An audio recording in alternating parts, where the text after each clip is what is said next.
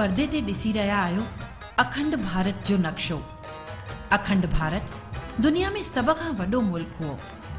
मुग़लनि ऐं अंग्रेज़नि हिन शाही मुल्क खे खंड खंड करे छॾियो। असांजी सुहिणी ऐं अबाणी सिंध बि अखंड भारत जो अहम हिस्सो हो, जितां भारत जी सभ्यता जी शुरूआत थी। उहा सिंध दुनिया जे नक्शे ते अॼु बि क़ायम दायम आहे, पर अफ़सोस असां सिंधी भारत वांगुरु खंड खंड थी करे सॼी दुनिया में विरहाइजी वियासीं। फ़खुर ऐं ख़ुशीअ जी ॻाल्हि आहे त सिंधियुनि विरहांगे जो दर्द सहण खां पोइ बि पंहिंजे पोरे ऐं अकुल सां दुनिया जे हर कुंड में कामयाबी हासिल कई आहे। पर चवंदा आहिनि न त हर कामयाबी हिकु कुर्बानी घुरंदी आहे। जेतिरी वॾी कामयाबी ओतिरी वॾी कुर्बानी। डॉली, मैं कब से वेट कर रहा हूँ, तुम कब आओगी?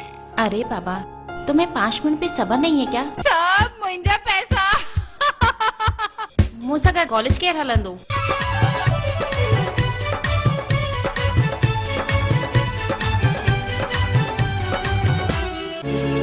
डॉली कीअं सुञाणंदा? नकाब जो पातल आहे? ना ना एतिरो टाइम कान्हे मूं वटि यार। हा जंहिंखे ॾिस हद खां मथे कमाए थो, घर ऐं परिवार जाती सभु भुलाए थो। अरे मुंह जहिड़े गुंडे खे गुंडे सां ॾकण जी कोशिश थो करे।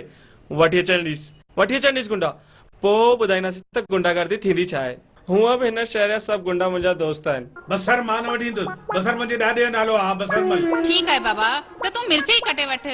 मिर्चूमल मुंहिंजे चाचे जो नालो आहे, मां उन्हीअ खे कीअं कपींदुसि? तुंहिंजे खानदान में छा सभिनीनि जो नालो छा भाॼियुनि ते ई रखियल आहे छा?